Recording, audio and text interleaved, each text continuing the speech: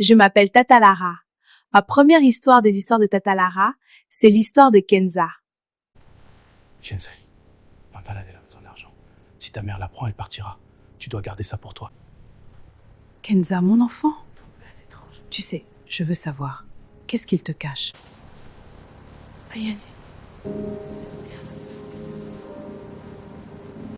Elle a un fils de 4 ans.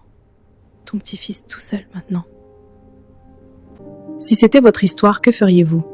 Révéler les secrets ou protéger la famille? Je suis perdue. Je m'appelle Tata Lara. En plus d'être animatrice, conceptrice et communicatrice, je suis conseillère et mentor.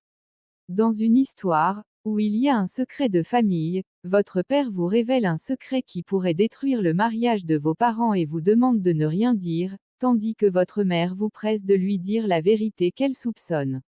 Le dilemme, révéler le secret, et démolir le mariage de vos parents, pour satisfaire le droit de votre mère, à la vérité.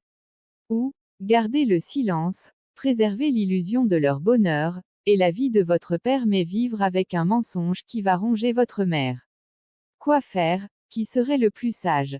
C'est un dilemme extrêmement difficile, qui touche à la loyauté, à la vérité, et à la responsabilité envers des êtres chers. Il n'y a pas de réponse unique, sage, qui fonctionne pour tout le monde, car cela dépend des valeurs de chacun et de la nature exacte du secret. Mon premier conseil pour naviguer dans le dilemme, c'est de définir la priorité. Évaluer la nature du secret, est-ce une erreur passée, il y a 20 ans, ou une menace continue, une double vie active? Si le secret met en danger la sécurité physique ou financière de votre mère ou de la famille, le silence n'est pas une option. La protection passe avant la loyauté. Clarifier le bonheur. Le mariage est-il déjà brisé par ce secret, même s'il n'est pas révélé?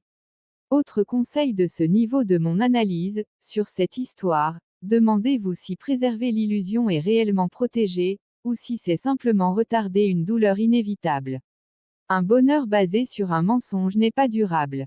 Pour mon deuxième conseil en rapport avec cette histoire, je vous dirais d'éviter de devenir le bourreau. Le secret n'est pas le vôtre, votre rôle n'est pas de décider de l'avenir du mariage. C'est le rôle de vos parents. Votre rôle est de décider si vous transmettez une information qui appartient à votre mère. Ne vous sentez pas responsable de la destruction du mariage.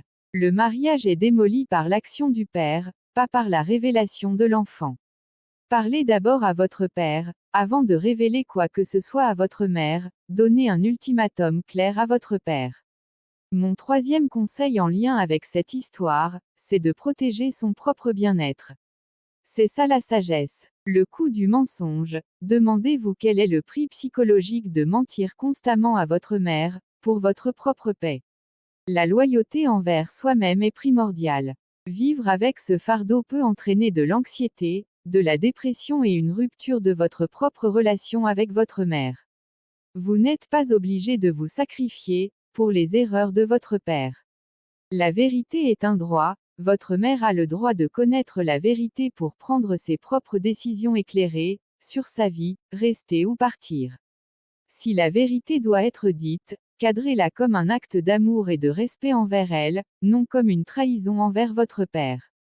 La voie la plus sage est souvent celle qui restaure la dignité de la personne concernée, tout en minimisant votre propre fardeau moral. La sagesse n'est pas de choisir la solution la plus facile, mais celle qui est la plus morale et honnête à long terme, même si elle est douloureuse. C'était mes conseils, les conseils de Tata Lara, sur la première histoire. C'est l'histoire de Kenza, qui est la première histoire, des histoires de Tata Lara. Je m'appelle Tata Lara, je fais les histoires de Tata Lara. Je m'appelle Tata Lara. Ne ratez pas les histoires de Tata Lara.